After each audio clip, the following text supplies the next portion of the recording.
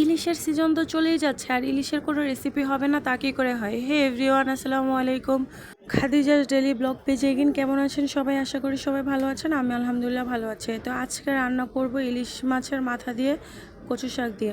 প্রথমেই আমি কচু শাকটাকে সিদ্ধ করে নিয়েছি, আর এখানে একটা কড়াই বসিয়ে পরিমাণ মতো তেল দিয়ে দিব। তেলটা গরম হয়ে গেলে দিয়ে দিব পেঁয়াজ কুচি আর রসুন কুচি। আপনারা রসুন কুচির পরিবর্তে রসুন পেস্টও দিতে পারেন।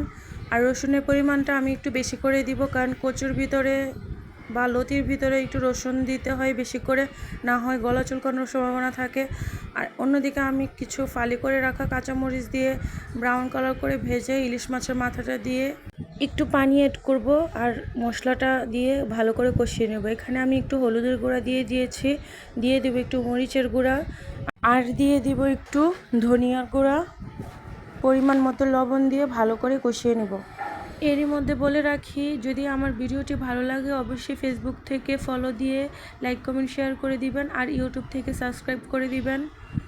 আর আমার রান্নাটা যদি ভালো লাগে অবশ্যই বাসায় একবার হলো এভাবে রান্না করে খাবেন।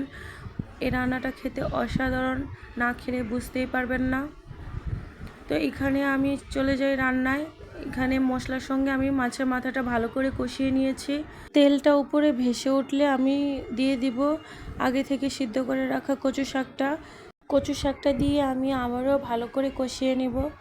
আর এই রান্নাটাতে একটুও পানি ব্যবহার করা যাবে না। আর আমি মশলার সঙ্গে যে পানিটা দিয়েছি ওই পানিটাও আমি শুকিয়ে নিয়েছি। কথা বলতে বলতেই আমার রান্নাটা কমপ্লিট হয়ে গিয়েছে, আর শাকের কালারটাও অনেক সুন্দর হয়েছে। সবাই কমেন্ট করবেন রান্নাটা কেমন হয়েছে, আর আপনারা বাসায় প্লিজ একবার হলো এই রান্নাটা করে খাবেন। সবাই ভালো থাকবেন, সুস্থ থাকবেন। দেখা হবে নেক্সট কোনো ভিডিওতে। Thanks for watching our video. আল্লাহ হাফেজ।